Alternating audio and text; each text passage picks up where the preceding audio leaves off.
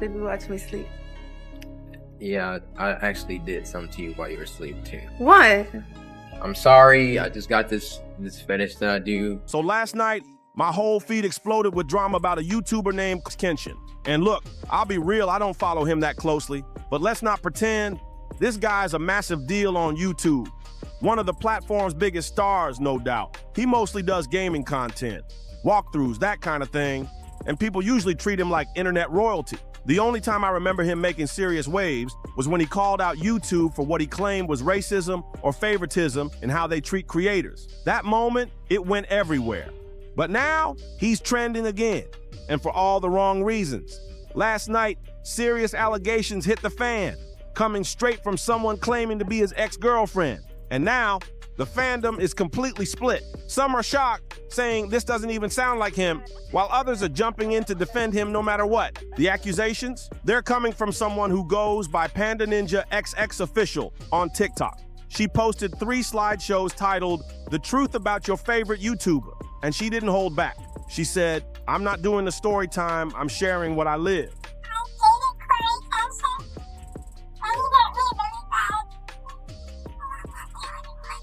If it feels heavy, it's because it was. Then she dropped a serious content warning, non-graphic, but emotionally loaded. She listed emotional and mental abuse, manipulation, narcissistic behavior, love bombing, gaslighting, trauma tied to illness, emotional abandonment, and cruelty fueled by fame. Man, just based on the stack of buzzwords she threw in, I thought, damn, this guy must have done something real messed up. Panda Ninja XX Official kicks things off by saying the public doesn't know the real Cory. According to her, he kept their entire relationship hidden like she was some dirty secret. And she even questions the whole religious persona he puts online. She wrote, "You talk about devotion, but act like hurting people in private doesn't count. You fooled a lot of people, but not me." Oof. She claims Cory met her at one of her lowest points and made her feel like she mattered, like she was finally seen. But she says that behind the love bombing came ghosting, emotional manipulation, and abandonment. When she was vulnerable and needed him the most, he dipped. One of her lines hit hard. "You treated my body, my heart, my time like they were things you could shelve and retrieve whenever it suited you." She accuses him of only reaching out when he wanted attention, like she was some emotional backup plan. Things got even messier when she brought up cheating. She says someone told her they spotted Cory in California the very next day, out with another girl in public. When she confronted him, Cory allegedly claimed it was just his sister. But after that, total silence, ghosted, no explanation. She also mentioned how this emotional roller coaster wrecked her nervous system and left her spiraling.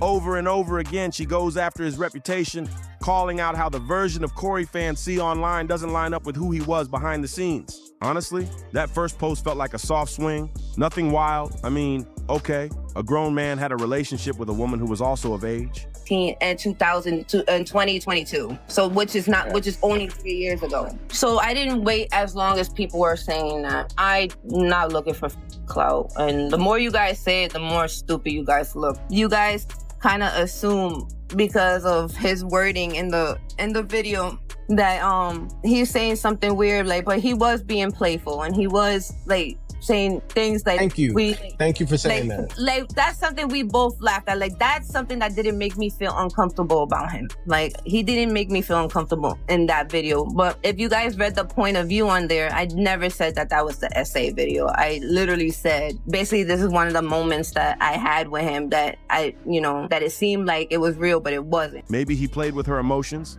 Maybe he knew he had her wrapped. But let's be real, at that point, it just sounded like a messy situationship, not anything criminal, just shady ex behavior. But then came part 2, and this one dropped the actual receipts, screenshots, messages, and suddenly the tone changed. Apparently most of their chats happened on Xbox. Yeah, that caught me off guard too. But anyway, Cory started reaching back out after a while, trying to spin the block, and not for closure. We're talking booty call vibes. In the text, he jokes about ghosting her like it never even happened. He asked, "You still seeing someone?" She replies, "Why do you ask?" And he hits back with, "Because I'm trying to FCK up your life some more." Then immediately tried to brush it off like it was just a joke. Jeez, I was just asking. Come on, She claims Cory reached out because he knew she'd still entertain it, and that made him feel powerful. It wasn't about love, it was control. But things get darker.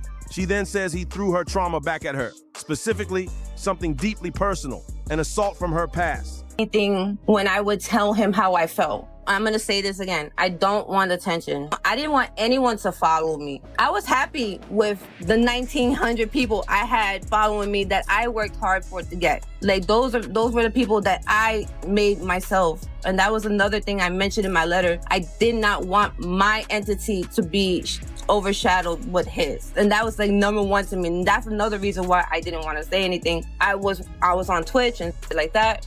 I wanted to make sure my image was my own and my own only. So him and I, we were together from 2016 to 2018 on and off. He continuously was messaging me some raunchy stuff after that. And even when I was in a relationship with someone else. Involving someone else. According to her, he used that pain to gain leverage during their exchanges. She claims Cory used her for sex, plain and simple. But he allegedly pushed back, saying that wasn't true at all. According to him, he actually loved her, but his life was in chaos during their relationship. And this is where things get messy. In part one, she made it very clear she didn't care about his fame or money. But now, she's flipping that, saying his life must be perfect just because he's rich and famous. Which, come on, we've seen enough celebs break down in public to know that clout doesn't fix internal chaos. If anything, more fame just brings more pressure, especially mentally. It doesn't make someone immune to being overwhelmed or shutting down. And honestly, the way she's airing this all out with her TikTok slideshow titled For Maximum Drama makes it feel more like payback than healing. You don't drop a series called The Truth About Your Favorite YouTuber and try to go viral with trend sounds unless you're trying to stir the pot hard. To be the stepping stone, like if anybody else wants to come out, like if it's up to them, if they want to come out with their truth, because I can't force them out to with their truth. It's up to them if they want to share that. Yeah, but then if they never come out, now it's like a thing of like, you've insinuated that there's multiple people that he has hurt. And if they never come out, now that's just in the air forever. It's still not my responsibility for me to let. But then why mention it? Why mention that? They allowed me to say it. Oh, you've talked to them? Yes, I am close to one of them. Like some of you are still in high school. You can't even grasp the fact of an actual, or like feelings and things that happen to people. You guys don't understand that. But then things take a darker turn. At one point, she reveals she was diagnosed with cancer during the pandemic. That's devastating, no question. She says she felt completely alone. So, in that moment of vulnerability, she reaches out to Cory. And the one message she shares from him, that was the most passive-aggressive cancer review ever. Now here's where things get real murky. That cancer text, we still don't know what she said before that, how she delivered it, or even how long it had been since they last talked. But she claims that seeing that one message, yes, the passive-aggressive cancer review line, hurt more than the actual diagnosis. Seriously? She's basically painting it like Cory hit her with, dang, that sucks. Anyway, bye. And then ghosted her straight into oblivion. And what is pissing me off is that I fucking put my story out there because I felt like I needed to do it to feel better for me, okay? And you guys fighting me on this right now, is like saying to me, like, if it happens to your mom, your sister, your aunt, your cousin, friend, anybody that's close to you, and that happened to them, would you say the same? Because I am somebody's mother. I am somebody's sister. I am somebody's aunt. I am somebody. I am someone. I am a person with a heart and blood, and I have feelings just like everybody else. And I don't care if people don't give a about that, and I don't give a about what you guys think. But when I do post this last video, I'm gonna make sure you guys eat all the words that you guys are saying. But let's be honest, there is zero context to judge one dry text out of nowhere. It's just not enough to build a full case on, no matter how cold it sounds. Still, she doubles down, calling that message a window into his true character. And then she crosses a line. She drags Cory's mom into it, saying he should know better because his mother allegedly battled cancer too. Now that felt way out of line. Some things just shouldn't be weaponized like that, no matter how hurt you feel.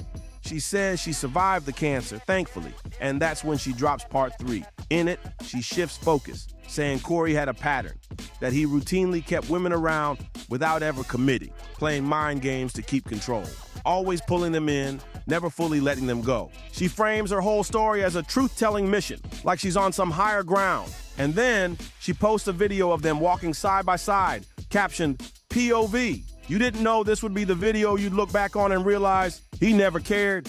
He only wanted to see how long you'd let him hurt you. Look, I'm not gonna lie. Some of the stuff she mentioned was weird. That part about him watching her sleep and saying something off, yeah, it was creepy. But let's keep it real. This whole relationship sounded immature, messy, and straight up toxic on both sides. While pulling together the clips, I found a TikTok live from last night where she herself talked about the comment Cory made in that video. And guess what? She admits she knew it was a joke. So let's not act like this was all some horror story that caught her off guard. She even jumped on a TikTok trend. Yes, a full-on trend video tied to this entire situation. Like, seriously? You can't tell me this isn't at least a little bit about revenge or chasing clout. Because from the outside, that's exactly what it's starting to look like. At the core of all this, it feels like Cory was just playing the field, texting around, entertaining multiple girls, classic messy dude behavior, and sure, maybe some of them thought it meant more. Maybe they were hoping for something deeper. But bottom line, nothing illegal happened here. She clearly said during her own live that everything between them was consensual. So what are we really left with here? A dramatic situationship and some hard feelings. I mean, look, as long as he wasn't out here doing anything straight up illegal or truly immoral, like I said earlier, who really cares? Even the screenshots she posted either felt super out of context or were hyped up way beyond what they actually were. Like half of it just sounded like edgy flirting or bad jokes, and we don't even know what led to those messages in the first place. And honestly, how Cory chooses to present himself in his videos or streams, that's his call.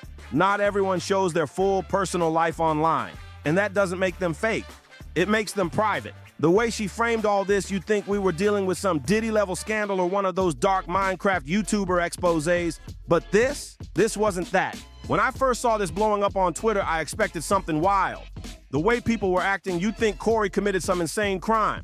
But after digging into it, it just looked like he might have been playing the field. And now it's spiraled into a revenge campaign with some half-baked receipts. Maybe I'm off. Maybe I'm seeing it through the wrong lens. You might totally disagree with me. And if you do, hit the comments. Let's talk about it. Do you think Cory deserves to be canceled over this? Or is this just another messy breakup playing out on the internet? If you're a CoryxKenshin fan, has this changed how you see him? Or are you still rocking with his content like nothing happened? Let me know your thoughts down below. And hey, if you made it this far, sound off in the comments. Do you think creators owe us full honesty in their personal lives? Make sure to like, share, and subscribe if you want more deep dives like this.